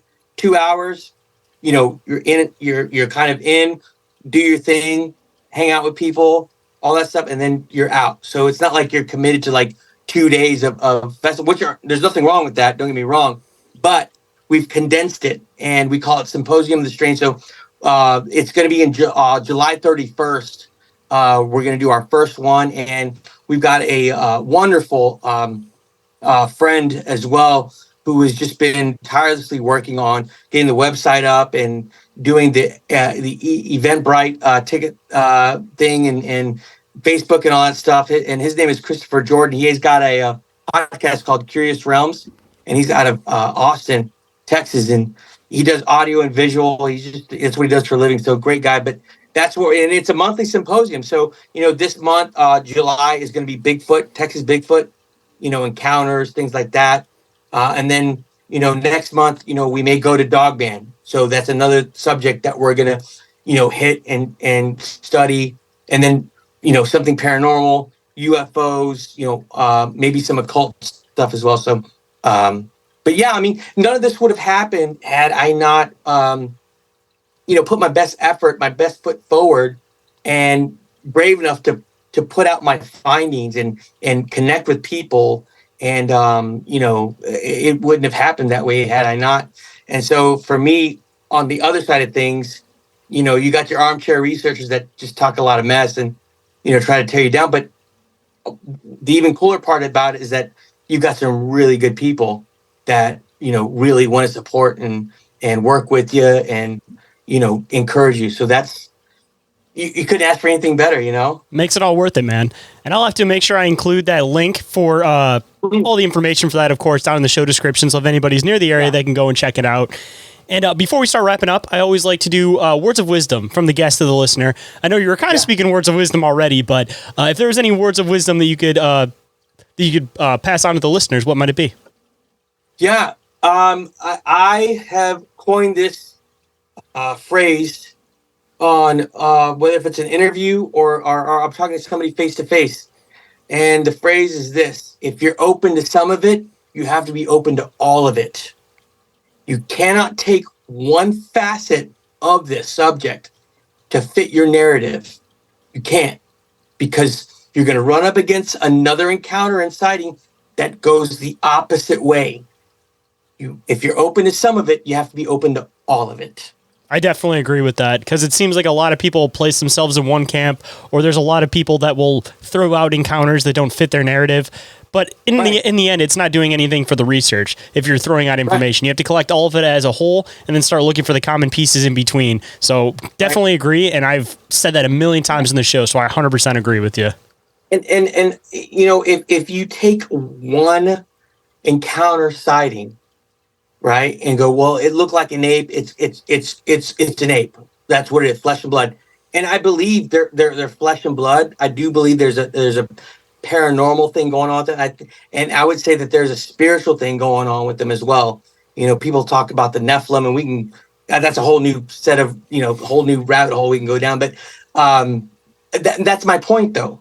That's my point. For one person that says it's an ape, you've got about, let's say, 500 people that said, no, this thing disappeared. This thing had an orb by it, or it levitated, or whatever the case was. Had that active camouflage predator looking look to it. So you're going to dismiss all of that just for the one encounter. Go, yeah, it's an ape. What are you smoking? You know what I mean? Like, I don't know. So that's what I've always stuck to. If you're open to some of it, you have to be open to all of it. Definitely agree. And for anybody that may want to check out all of your awesome research that you do, come and check out your YouTube channel, possibly even connect with you. Where can everybody find you at on the internet? So yeah, Instagram is a big one for me. It's Bexar County Bigfoot, BEXAR County Bigfoot, all one word. And then same thing with TikTok, Bexar County Bigfoot. I do have a private group on Facebook, which is, again, Bexar County Bigfoot. And that one, it's a small group. It's maybe a little over 500 people. And I keep it that way because I've been through so many groups where there's so much backbiting and division and ugliness going on. I'm after the quality of person. I can care less about the quantity. I really do, because my group, they're very, we'll have debates, but they're respectful. It makes you think, right? You walk away a little bit more educated because somebody may know something that I didn't know, and I've just learned something, right? So, that's why I keep that group private, Bear County Bigfoot, YouTube, Bear County Bigfoot as well. And then I've got two other pages that one of them is the South Texas Monster Hunters. That's about 1,600 group in the group. And then I also have Bigfoot 101, which is closing in on 5,000 members. Well, that's awesome, man. Just growing and expanding. That's all you can do, man. Yeah, you got to, man. You got to. Yeah. Well, I appreciate you making the time to come on today, man. Hopefully we get to do it again in the future because I know there's a lot more stuff we could dive into, but of course we have to have our introductory episode. So again, I appreciate you making the time to come on, man. It was a great conversation, and I'm looking forward to next time. Thanks, Shane. God bless you, man. And I look forward to talking to you again, man. If anyone is interested in being a guest on the show, having me as a guest on your show, sponsoring the show, or getting a hold of me for any reason whatsoever, you guys can get a hold of me through email, which is inquiries@allrealitypodcast@outlook.com, or through social media, Instagram or Facebook. Instagram is the one that I'm the most active on. Or you guys can get a hold of me through the submission forms, which are available on the Linktree, of course. And if anybody is interested in podcast or audiobook production services, you guys can shoot me a message through Open Minds Media, and hopefully we can work something out. And every single thing that I've mentioned is all available in the Linktree, which is available down in the show description. And with that, hope you guys enjoyed the conversation, and I'll catch you on the next one. Have a good night, everybody.